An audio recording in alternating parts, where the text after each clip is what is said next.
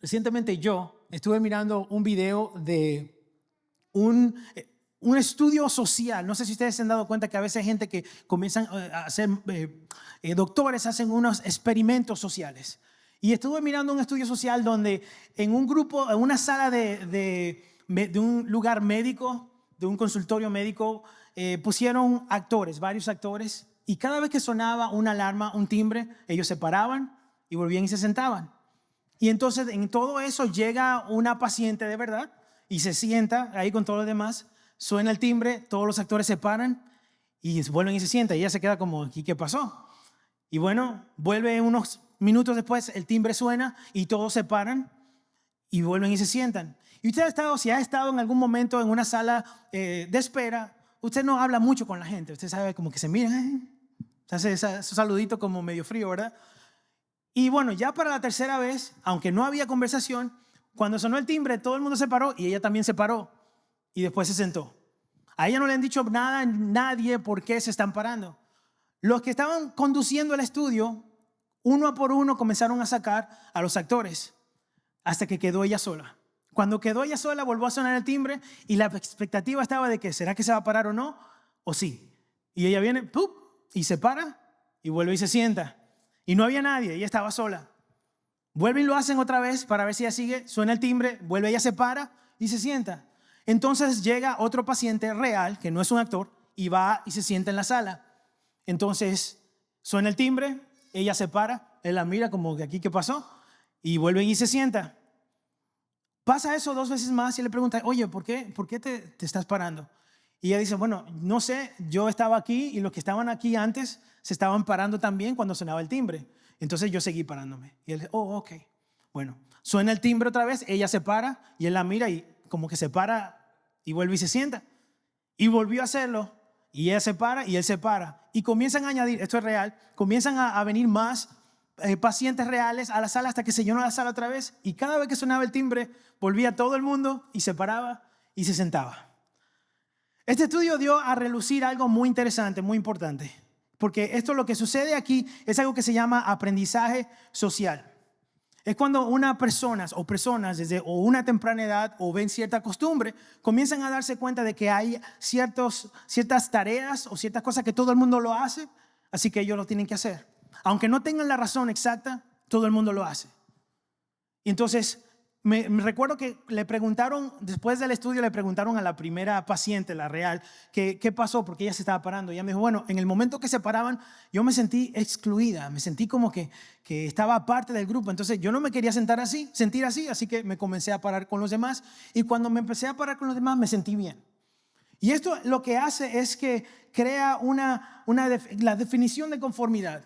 Porque lo que sucede, y esto es algo real que pasa dentro de nosotros, sucede que cuando nosotros nos conformamos a los demás, nuestro cerebro nos premia, nos dice, ok, tú estás bien porque todo el mundo lo está haciendo. Y yo no sé si usted va a lo que voy. Y a veces nosotros nos comportamos de la misma forma, donde todo el mundo hace eso y porque todo el mundo lo hace, pues tiene que estar bien.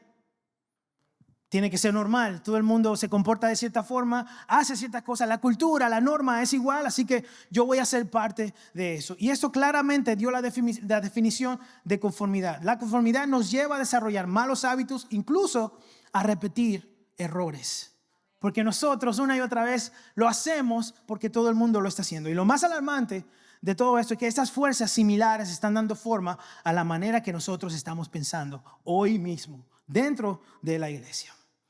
Y el día de hoy yo quiero compartir esta palabra que creo que Dios puso en mi corazón. Y es una palabra que va a ser retante, es una palabra que va a incomodar. Y está bien, porque yo no soy mucho de pasar la mano y de decirle todo está bien. Yo creo que el Señor habla y el Señor ama a su pueblo y por eso nos corrige por su amor. Así que quiero compartir esta palabra porque a menudo nosotros también nos encontramos yendo con la corriente. Nos encontramos yendo con todo lo que todo el mundo hace. Queremos hacerlo porque es normal, está bien. Las modas, las culturas, la presión social. ¿Ustedes saben a qué me refiero cuando digo la presión social? Lo mismo de que si alguien lo hace, pues tiene que estar bien, así que yo lo voy a hacer también. La presión social era lo que estaban sintiendo, lo que estaban sintiendo esa primera paciente cuando todos estaban parando. Y en la mayoría de casos nosotros nos sentimos bien al seguir la corriente, porque nuestro cerebro nos hace sentir de que, bueno, está bien. Y nuestra carne todavía se alimenta de eso y dice, bueno, si todo el mundo lo hace, creo que Dios está bien con eso. Yo sé que la palabra de Dios dice tal y tal cosa, pero tal vez si todo el mundo lo hace, Dios va a decir, bueno, ya que todo el mundo lo hace, está bien. Y eso es algo que es una manera de pensar más nuestra que de alguien más. Y el pueblo de Israel en el Antiguo Testamento tenía el mismito problema de ese aprendizaje social, de esa presión social, pero al mismo tiempo ellos estaban cediendo y no tenían que hacerlo. Y era peor todavía cuando reyes, que eran malos reyes, algunos del pueblo de Israel, ellos impulsaban esas conductas de que, bueno, está bien hacer esto, está bien hacer esto, aunque le desagradaba a Dios. Y el rey Acab fue uno de ellos. No sé si usted conoce la historia de Acab y de Jezabel. El rey Acab fue uno de ellos que en particular hacía esto. Si hay un rey más malo en Israel, este es el rey Acab. La misma Biblia dice que él es el rey, él fue el rey más malo que tuvo Israel. En los top 5 de los peores reyes del mundo, él está ahí en el primero, siendo el que lleva y no se lo quita a él de arriba. Y un día él fue enfrentado por el profeta Elías, por esta conducta que tenía. Elías y Acab. Ustedes tal vez han escuchado de esto.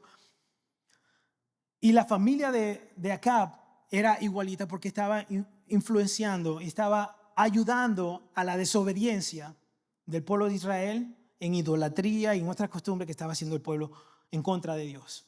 Vaya conmigo a Primera de Reyes capítulo 18, versículo 17. Primera de Reyes 18, versículo 17. Amén. ¿Estamos aquí? Dice así la palabra del Señor. Cuando Acab vio a Elías, exclamó, ¿así que realmente eres tú el alborotador de Israel? Yo no le he causado ningún problema a Israel, dijo Elías. Tú y tu familia son los alborotadores porque se negaron a obedecer los mandatos del Señor. Y en cambio han rendido culto a las imágenes de Baal. Ahora convoca a todo Israel para que se reúna conmigo en el monte Carmelo, junto con los 450 profetas de Baal y los 400 profetas de Acera, a quienes Jezabel mantiene. Entonces Acab convocó a todos los israelitas y a los profetas al monte Carmelo. Elías se paró frente a ellos y dijo, ¿hasta cuándo seguirán indecisos, titubeando entre dos opiniones? Si el Señor es Dios, ¿qué dice ahí? Sígalo. Pero si Baal es el Dios verdadero, entonces síganlo a él. Sin embargo, la gente se mantenía en absoluto silencio. Estaban callados. Ore conmigo. Señor Jesús, nuevamente te damos gracias por este día, esta tarde que podemos estar aquí adorando tu nombre, Señor, en tu presencia. Te pido, Señor, que tú dirijas mis palabras a lo que tú quieres hablar a tu pueblo, Señor, así como tú hablas a mi vida, Señor, a través de tu palabra, que tu palabra también, Señor, haga nido, Señor, germine en los corazones de cada uno de los que estamos acá, Señor. En el nombre de Jesús, gracias, Señor, por este privilegio. Amén y amén. Un momentito. El pueblo de Israel, como en muchas otras ocasiones, se había encontrado en esta situación de idolatría otra vez. Hicieron exactamente lo que Dios le dijo que no hiciera.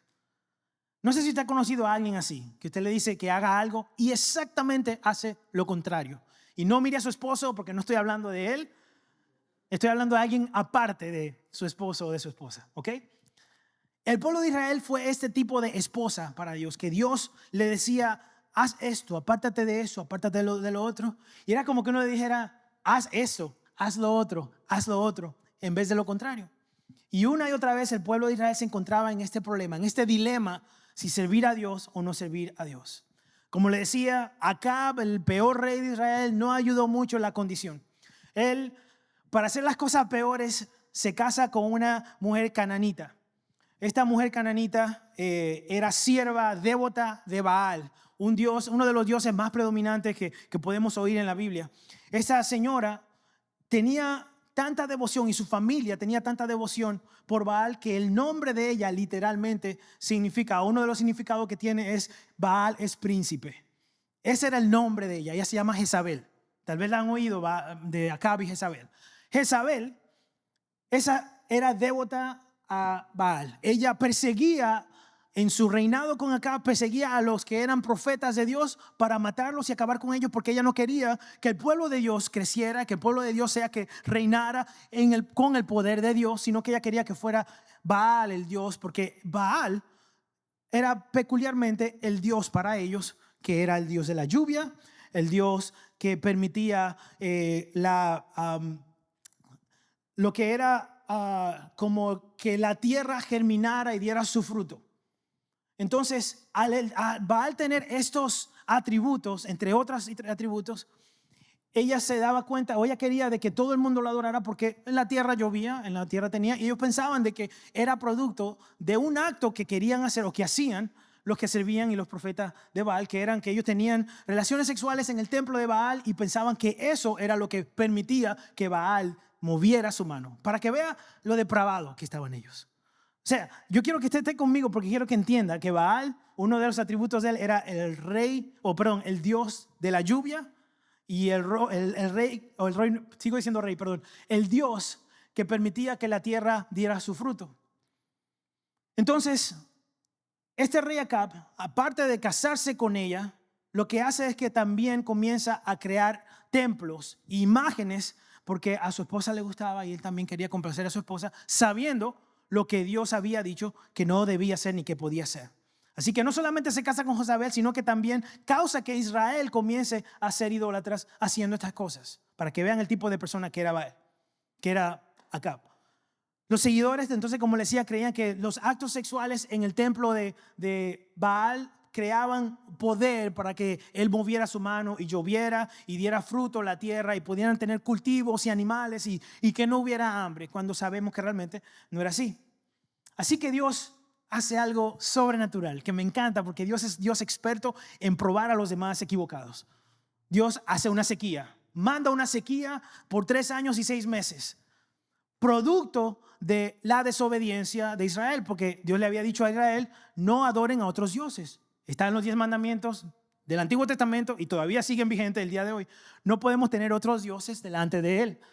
Él es el único y verdadero Dios, y Dios se lo había dicho al pueblo de Israel una y otra vez.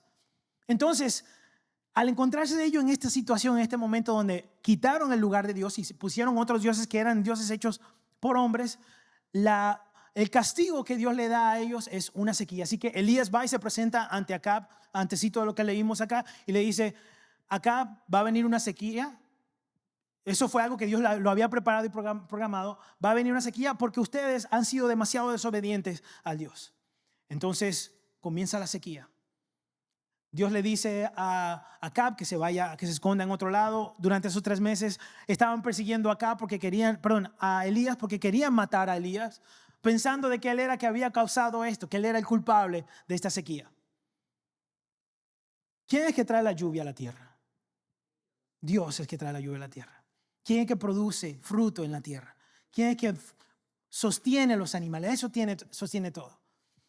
Así que a los 3 años se presenta otra vez Acab y Elías se encuentran. Dios le dice a Elías: ve y encuéntrate con Acab porque yo voy a volver a traer lluvia en la tierra. Dios le quitó la fuerza completamente a Baal según lo que él podía hacer. ¿Me entienden lo que está pasando? Baal, el Dios de la lluvia, no tuvo poder para crear lluvia, para sostener a sus seguidores. Así que Dios quitó la lluvia. Y Dios vuelve y le dice: va a haber lluvia otra vez. Y aquí se encuentra otra vez con él. Y así llegamos a lo que acabamos de leer. Y lo que sucede después es bien interesante. Elías entonces le dice a él: vamos a probar ya quién es el Dios verdadero. Ya basta.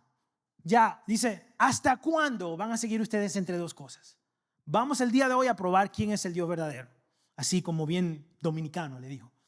Entonces, en otras palabras, entonces le dice: reúne a tus profetas de Baal, que eran 450, y a los profetas de Acera, que era otra diosa, y dile: vamos a encontrarnos en el Monte Carmelo y vamos a ver si es verdad que el gas pela. Esa versión la puse yo ahí, ¿verdad? Entonces, aproximadamente 900 personas, unas 1000 personas, que eran solamente los discípulos y los seguidores de Baal y Acera. Entonces, aparte de eso, le dice: y llama también al pueblo de Israel, que nos encontremos ahí, porque hoy va a probarse quién es el verdadero Dios. Y sucede eso. Y yo quiero que entendamos que aquí la historia no gira alrededor del poder de Dios, necesariamente, no gira alrededor del pueblo de Israel necesariamente, sino que gira, porque fíjense que el pueblo de Israel sabía del poder de Dios. No era la primera vez que habían oído y sabían de que Dios los libró a ellos de Egipto, que Dios les dio comida en el desierto, que Dios lo había salvado. Ya ellos sabían desde sus antes pasado lo que había sucedido.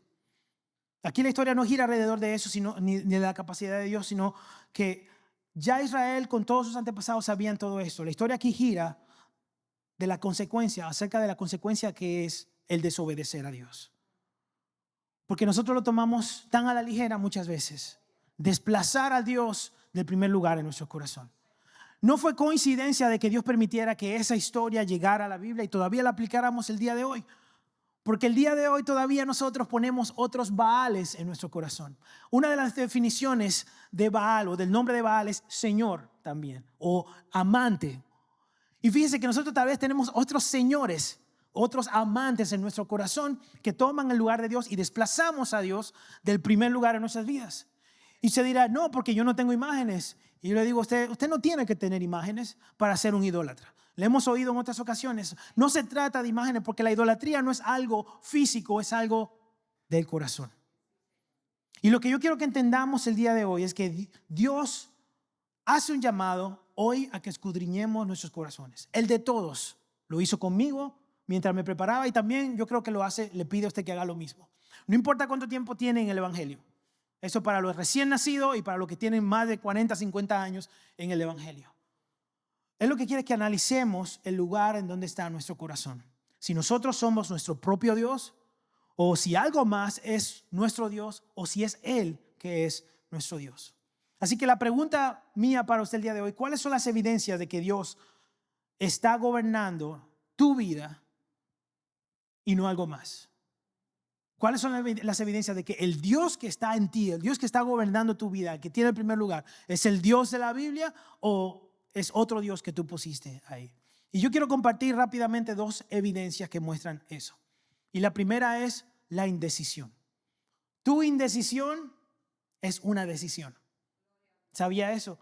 Vivir indeciso, vivir en un lugar imparcial es una decisión. Todos servimos a algo, todos servimos a alguien, todos tenemos un Dios. Que sea el Dios de la Biblia o no es otra cosa, pero todos tenemos un Dios, todos servimos a alguien. El pueblo de Dios por mucho tiempo tenía este dilema de si voy a servir a Dios o no, por la presión social. Y no quiero ya ni siquiera usar la palabra presión porque no era tanto la presión, era el ceder, el dejarse acostumbrar por el ambiente de ellos.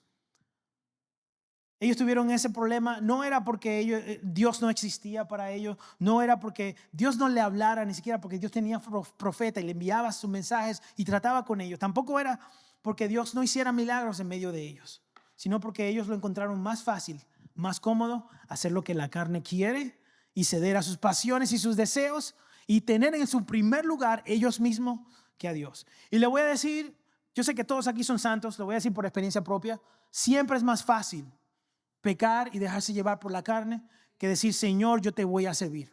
Señor, yo te voy a obedecer. Siempre es más fácil. No sé si le ha pasado a usted, porque tal vez usted toma agua bendita en su casa. Yo no. Yo tomo agua natural.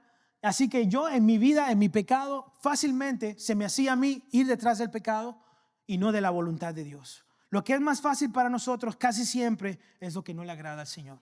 Y si nosotros no entendemos esta parte en nuestras vidas, vamos a vivir cayendo una y otra vez. Una y otra vez vamos a vivir flaqueando y pecando y desobedeciendo a Dios porque desplazamos el primer lugar de Dios en nuestra vida y lo que hacemos es de que ponemos nuestras pasiones, nuestros deseos, lo que queremos en ese lugar y entonces nuestro Dios se convierte en otra cosa. Lo que los israelitas o israelíes iniciaron bien con un compromiso y un fuerte amor para Dios, poco a poco se fue desvaneciendo y se convirtió entonces en desobediencia. ¿Por qué? Porque ellos comenzaron a juntarse con personas que Dios mismo le había dicho, no se junten con ellos, no se acostumbren a sus costumbres. Le voy a decir algo, no es que nosotros no tengamos amistades, ni que vamos a vivir en una burbuja donde nosotros no vamos a ser expuestos a los demás. Pero una cosa es estar habitando junto con pecadores que adoptar el pecado de los pecadores porque es fácil y todo el mundo lo hace. Que la verdad es que nosotros nos sentimos de esa forma muchas veces. A veces decimos, es que tanta gente hace eso. Tiene que ser normal. A Dios le tiene que agradar porque ya ha pasado tanto tiempo. Tanta gente roba, tanta gente adultera, tanta gente fornica, tanta gente hace lo que le da la gana. Entonces, yo no veo que nada le está pasando a ellos, así que yo voy a ceder. Y le voy a decir algo, Dios es un Dios justo. Y tarde o temprano, Dios va a bajar el martillo. Y Dios va a pedir cuentas. Y Él sabe muy bien. Y el tiempo que no ha sucedido es un tiempo de gracia y misericordia que Dios te está dando. Pero en el momento que Dios baja el martillo, no hay nadie que te pueda librar de eso. No hay nada que te pueda salvar de eso. Hoy nos encontramos en esa misma situación muchas veces.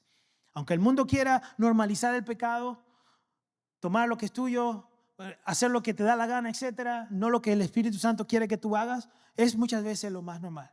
Y eso quiere decir que nosotros muchas veces seguimos la corriente y no somos llamados a seguir la corriente. Nosotros que tenemos que tomar una posición, no podemos ser imparciales. Por eso le decía que nuestra indecisión es una decisión. Cuando nosotros no estamos decididos genuinamente de servir a Dios, ya hemos automáticamente decidido no servirle a Dios.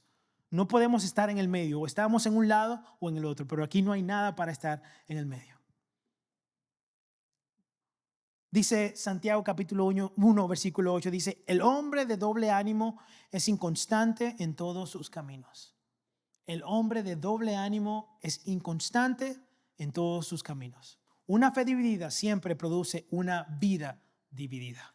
Cuando Dios no ocupa todo el corazón, nada en nuestra vida permanece firme. Cuando Dios no está en el primer lugar, todas las cosas se deshacen. Y nos encontramos a veces cuando estamos en esa condición, en la situación de tratar de justificar nuestro pecado o de culpar a otro, que era lo que pasó aquí, con Elías y Acab. Lo primero que dijo en lo que leímos acá, Acab a Elías, es que, tú eres el que está alborotando entonces todo lo que está pasando aquí a Israel. Y le dice Elías, no papá, no le dijo papá, pero no soy yo que estoy haciendo esto. Es tu desobediencia y la de tu familia que ha contagiado al pueblo de Israel y ahora estas son las consecuencias de su pecado. Ahora están aquí así en esta condición porque ustedes se lo buscaron. Y nosotros hacemos lo mismo, decimos, Señor, aquí yo estoy haciendo esto, yo estoy pecando, yo tengo que ceder por la culpa de tal persona o porque queremos complacer a los demás.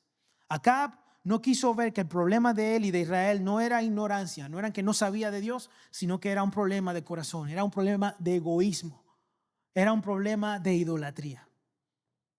Como el día de hoy todavía sigue ese problema muchas veces. Sí, fíjese que el rey Salomón, unos 50 años antes de Acab, él murió, pero en sus últimos días de vida,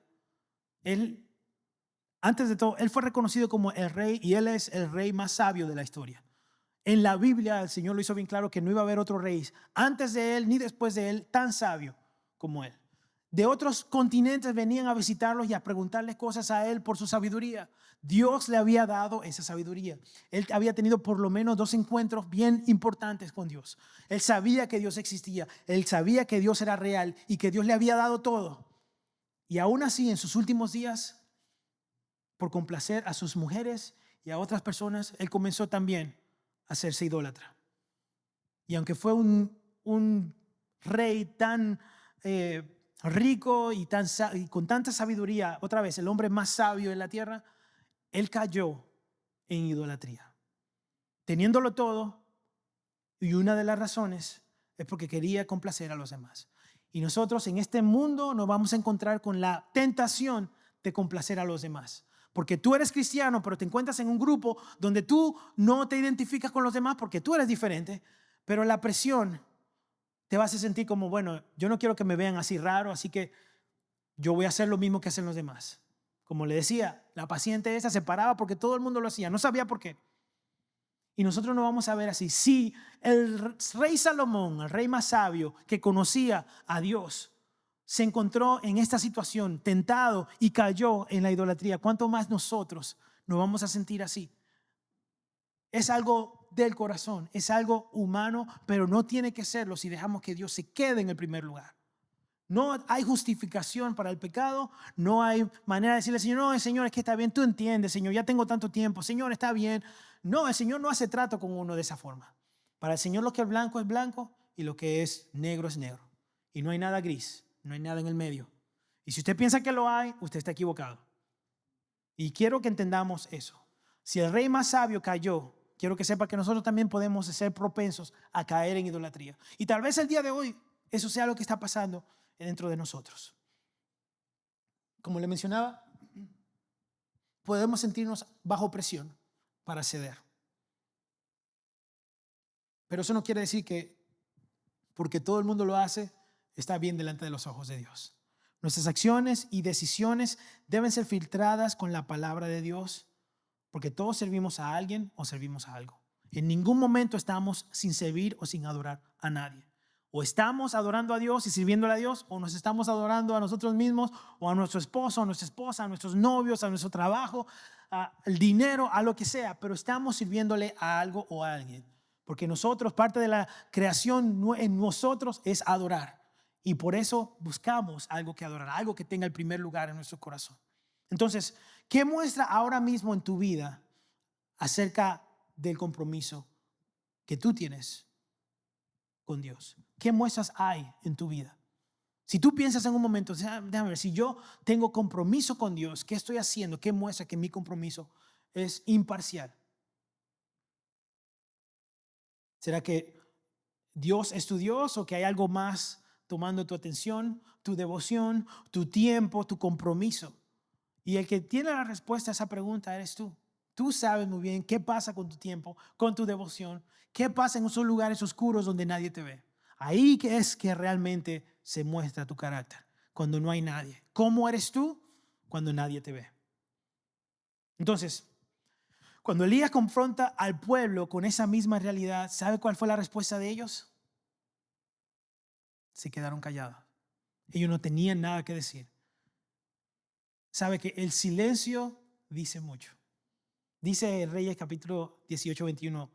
Elías se paró frente a ellos y dijo: ¿hasta cuándo seguirán indecisos, titubeando entre dos opiniones? Si el Señor es Dios, síganlo.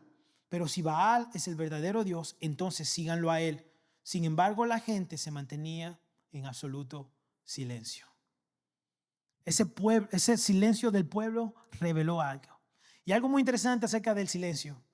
El silencio puede hacer muchas cosas y entre ellas dar la razón. Dicen, tenemos un verso que dice que el silencio otorga, ¿verdad? El que calla otorga. Cuando Dios confronta nuestro pecado y permanecemos callados, sin arrepentirnos, sin respuesta, nuestro silencio está mostrando que sabemos la verdad, pero preferimos vivir y seguir la mentira. Muchos de nosotros somos silenciados muchas veces por la Biblia porque sabemos lo que dice acerca del perdón, del orgullo, de la santidad, de inmoralidad, y aún sabiendo lo que dice, permanecemos callados. No tenemos nada que objetar ni responder porque muchos de nosotros sabemos lo que ya dice, pero sabiendo eso y sabiendo nuestra conducta, seguimos viviendo igual. Seguimos cediendo. Nuestro silencio nunca convierte la desobediencia en obediencia. Así que tú puedes ignorar la Biblia todo lo que tú quieras, tú puedes ignorarme a mí como predicador o como pastor, lo que tú quieras, ignorar tu conciencia, ignorar al Espíritu Santo, pero eso nunca va a convertir la desobediencia en obediencia. Eso no va a cambiar. Es una cosa o la otra. Entonces, ¿cómo respondemos nosotros cuando la palabra de Dios nos enfrenta y nos dice: tú estás mal, estás haciendo esto así? ¿Nos quedamos callados o decimos: Señor, yo me arrepiento y me doy cuenta de que pequé, me doy cuenta de que estoy desobedeciendo, me doy cuenta de que hay algo más en tu lugar? ¿Cómo estamos respondiendo? ¿Será que callamos y seguimos en desobediencia o reconocemos y nos arrepentimos? Romanos 3:19 dice: ahora bien, sabemos que todo lo que dice la ley, o sea, la palabra de Dios, lo dice a quienes están sujetos a ellas, para que todo el mundo se calle la boca y quede convicto delante de Dios. Pablo enseña que cuando Dios confronta al hombre, o sea, con la palabra de Dios, con su ley, la boca se cierra porque no hay defensa posible. Cuando Dios te dice: eso es lo que estás haciendo, no hay excusa ni decir: Señor, pero ni que nada. O es rojo o es blanco, pero no hay nada. Si el Señor dice lo que es, eso es. Cuando la verdad de Dios expone nuestro pecado, muchas veces el silencio significa que no hay excusa. Así que nuestra imparcialidad y nuestro silencio revela mucho. Y parece que revela que no hay forma de justificar una doble lealtad. Una vida con el pie afuera y el otro adentro. Un medio cristiano, un cristiano part-time. De esos que vienen, trabajan los fines de semana. Vienen y, como digo, ponchan tarjeta aquí y dicen, Señor, vine y me voy. Eso de, o somos full-time Christians o no somos cristianos. Pero no eso de estar en el medio no existe dentro de los caminos de Dios. Y es lo que estaba pasando con Israel. Y es lo que Dios le estaba diciendo. Y le dice a Elías le dice al pueblo, entonces más adelante vamos a ver, dice, ¿hasta cuándo van a vivir ustedes en esa doble opinión, en esa imparcialidad, en eso? Tienen que dejar eso, porque mientras estén así, entonces van a ser castigados por el Señor. Entonces, ¿qué gobierna el corazón de nosotros? Si la idolatría viene del corazón, ¿qué gobierna entonces en nuestro corazón? ¿Quién está en el primer lugar de nosotros? Porque lo que gobierna tu corazón va a gobernar tu vida. Lo que gobierna tu corazón gobierna tu vida. El versículo 36 dice lo siguiente: a la hora que solía hacerse el sacrificio vespertino, eso es una hora cuando se está bajando el sol, como entre las 2 y las 6 de la tarde, el profeta Elías caminó hacia el altar y oró. Oh Señor, Dios de Abraham, de Isaac y de Jacob, demuestra hoy que tú eres Dios en Israel y que yo soy tu siervo. Demuestra que yo he hecho todo esto por orden tuya. Oh Señor, responde para que este pueblo sepa que tú, oh Dios, eres Dios y que tú los has hecho volver a ti. Al instante el fuego del Señor cayó desde el cielo y consumió el toro, la leña, las piedras y el polvo, hasta lamió toda el agua de la zanja. Cuando la gente vio esto, todos cayeron rostro en tierra y exclamaron: el Señor es Dios, el Señor es Dios. Entonces Elías viene y le dice a Acab: reúne a todo el mundo, vamos a probar si Dios es el Dios verdadero. Y le dicen: busquen a 2 bueyes y usted y sus profetas van a preparar uno y yo voy a preparar el otro. Así que los profetas de Baal, bien tranquilos y seguros, si nosotros somos más, porque ellos eran más, me imagino que tenían más fuerza, ¿verdad? Más fe, más poder, porque el Dios de ellos, aunque tuvieran la fe que tuvieran, no era real. Estaban adorando y alabando a nada, a una estatua hecha por hombres, pero tenían mucha fe. Así que tu fe en el lugar incorrecto no sirve. Entonces, ¿qué sucede? Ellos preparan el buey, lo descuartizan, lo ponen arriba del altar y comienzan a hacer sus cosas medio raras. Yo no sé todo lo que hicieron, yo no estaba ahí, pero comienzan a adorar a Baal y a decirle a Baal: manda fuego, y Baal hace esto y Baal lo otro. Y cuando veían que Baal no hacía nada, comenzaron a lacerarse la piel y estaban ya llenos de sangre porque tenían tiempo pasando. Y Elías, tranquilo, se estaba burlando de ellos y no, tal vez está en el baño, le dijo. En serio, así le dijo: tal vez está en el baño, o tal vez va de camino, o tal vez está durmiendo. Hablen más fuerte, tal vez está durmiendo el Dios de ustedes. Entonces, cuando se dieron cuenta de que no pasó nada, imagínense la cara de todo el mundo. Ya ha pasado tanto tiempo, todo el día en esto. Los profetas de Baal, algunos desangrándose, ya roncos, no podían hablar. Estamos hablando de 1000 aproximadamente de personas orándole a un Dios para que bajara fuego y nada de nada, todo el día en eso. Entonces llega el turno de Elías. Qué poderoso es nuestro Dios. Qué poderoso es nuestro Dios, porque mira lo que pasa. Elías le dice a ellos: bueno, Elías prepara el altar, toma 12 piedras, una por cada tribu, para que ustedes vean lo importante que era el pueblo de Israel todavía para Dios.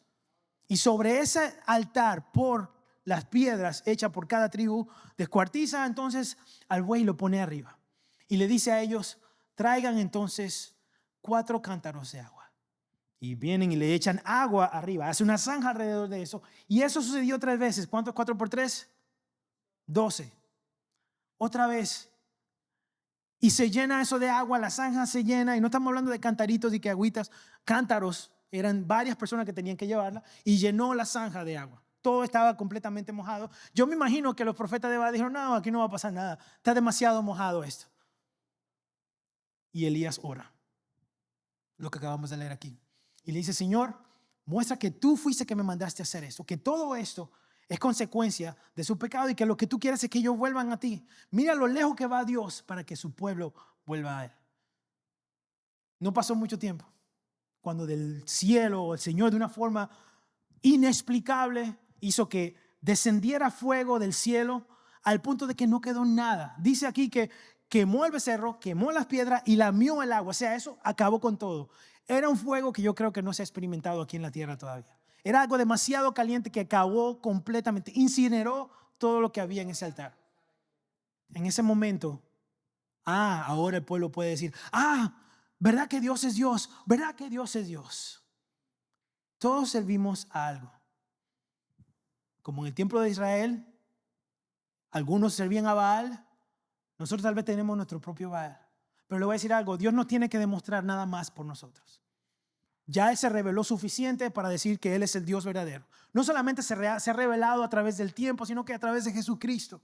¿Qué más queremos pedir nosotros para que Él sea el que tenga el primer lugar en nuestro corazón? ¿Qué más tiene que ser Dios para que tú digas, Señor, perdóname, tú ten el primer lugar en mi vida?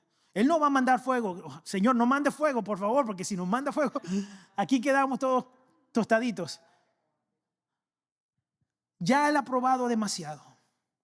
Y me encanta cómo Dios mismo avergonzó a Baal, a los profetas de Baal. No solamente con la sequía, no solamente con el hambre, haciendo la tierra prácticamente estéril por ese tiempo, sino que aquí también, delante de todo el mundo, manda fuego.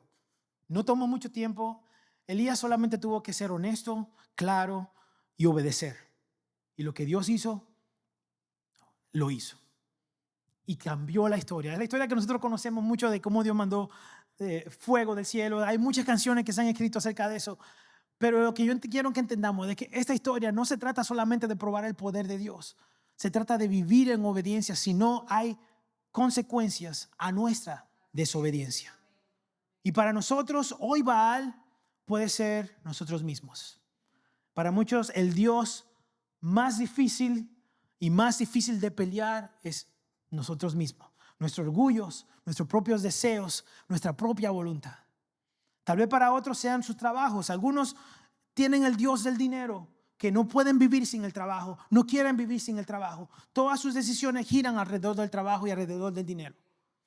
Nuestras relaciones muchas veces aman tanto la aprobación de una persona que terminan desobedeciendo a Dios por no perderla. Y nuestras relaciones pueden ser familias, parejas, hijos, padres, todo eso. Sacrificamos tanto, tan importante, solamente por no quedar mal con alguien. Acuérdense que Salomón cometió el mismo error y él perdió todo.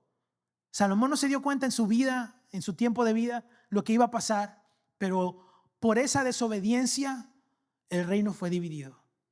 Lo que era una sola Israel se dividió. La familia de David, los hijos de David después de Salomón comenzaron, eso fue un desastre. No voy a entrar en la historia completamente, pero lo que ya se había edificado como reino y establecido por el error de la idolatría, se cayó. Otros tienen como Dios la comodidad o el éxito. Para otros es ese éxito. Si Dios les pide algo que afecte su carrera, sus estudios, ellos de una vez dicen, no, Señor, puedes hacer lo que tú quieras conmigo hasta aquí. Puedes hacer toca lo que tú quieras, pero no toques mi trabajo, mi carrera, mi estudio, mi familia, porque no te puedo dar tanto privilegio. Y no lo decimos con la boca, lo decimos ¿con qué? ¿Y dónde empieza la idolatría? En el corazón. Todos adoramos a algo, todos adoramos a alguien. La idolatría empieza en el corazón del hombre.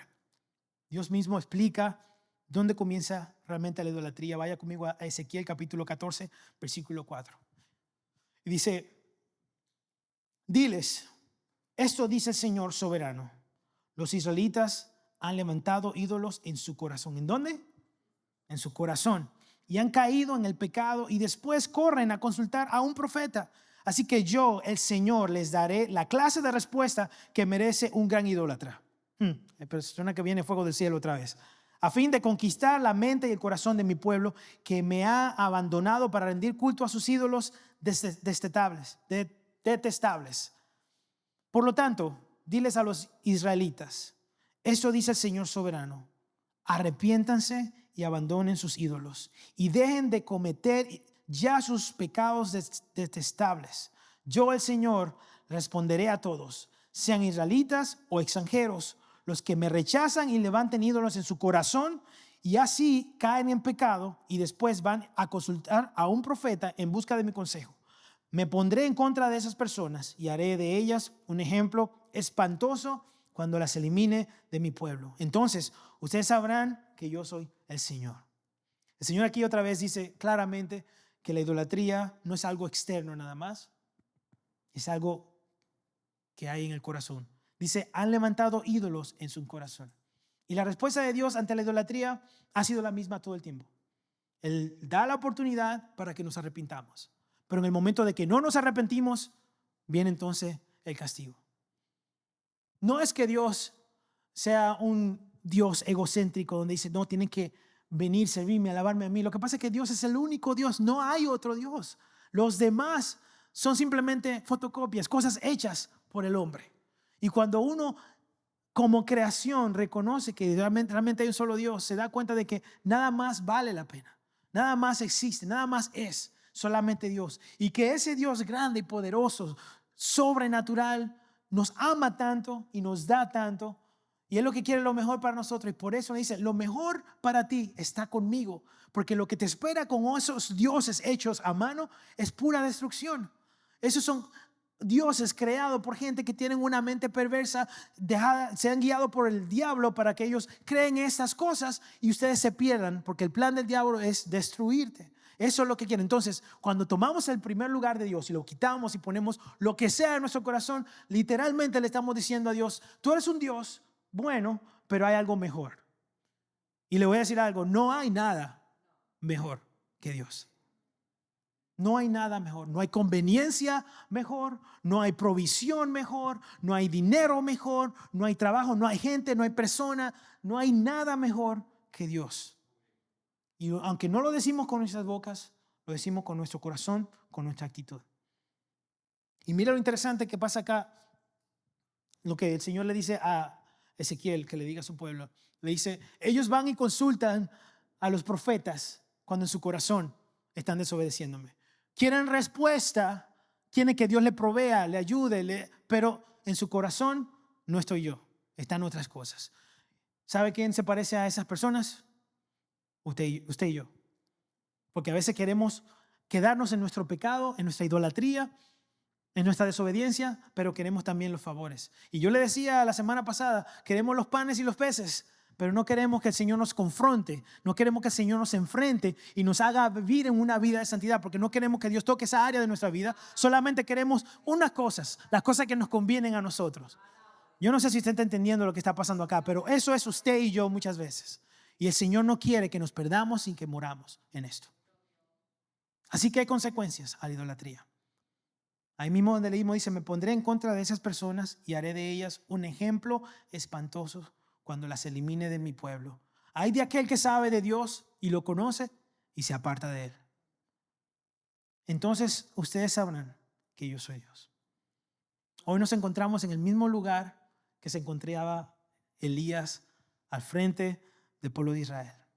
Todavía lo que le dijo Elías al pueblo de Israel vale para nosotros el día de hoy. ¿Hasta cuándo seguirán indecisos, titubeando entre dos opiniones?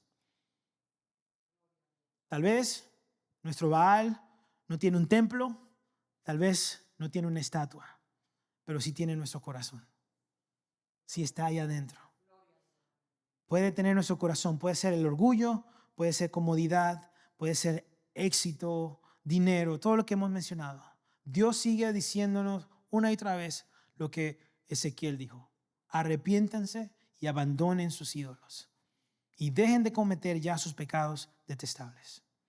El problema nunca fue solo Baal. El problema fue la posición del corazón.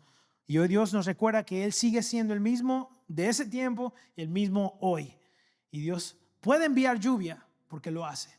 El mismo Dios que sostiene todas las cosas, que da vida. Él es el mismo Dios que provee, que salva. Él es el mismo Dios que merece toda nuestra obediencia. Es el mismo Dios que estaba ahí con Elías. Entonces,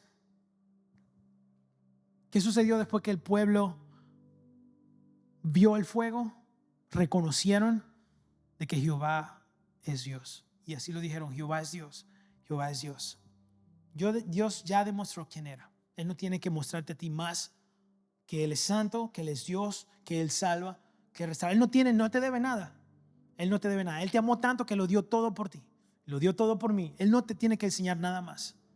Él lo único que te pide es que seamos obedientes. Es lo que nos pide a nosotros, que seamos obedientes. Entonces, la pregunta no es si Él va a demostrar algo otra vez para nosotros, para que decidamos si Él es Dios. La pregunta es: ¿cuál va a ser nuestra respuesta entonces? ¿Vamos a quedarnos callados como hizo por un tiempecito el pueblo de Israel, o vamos a reconocer dónde estamos y a pedirle al Señor perdón y arrepentirnos por nuestros pecados? Hoy podemos salir de aquí exactamente como llegamos, por esas puertas, con el mismo peso, los mismos pecados, y tal vez podamos irnos si queremos, pero no tenemos que irnos de esa misma forma, porque el Dios del Antiguo Testamento que estaba con Elías, Él está aquí también. El Espíritu Santo está aquí y Él no quiere que tú te vayas con eso. Así que tenemos que reconocer nuevamente quién es el que merece el trono en nuestro corazón. Decidir dejar de vivir entre dos opiniones. Decidir abandonar todo ídolo y decidir volver completamente al Señor. Entonces, ¿hasta cuándo vas a seguir en dos opiniones? Indeciso. Yo espero que eso sea hasta hoy. Yo espero que eso sea hasta hoy. ¿Hasta cuándo vamos a seguir permitiendo que algo ocupe el lugar de Dios? Si el Señor es Dios, entonces vamos a seguirlo. Amén.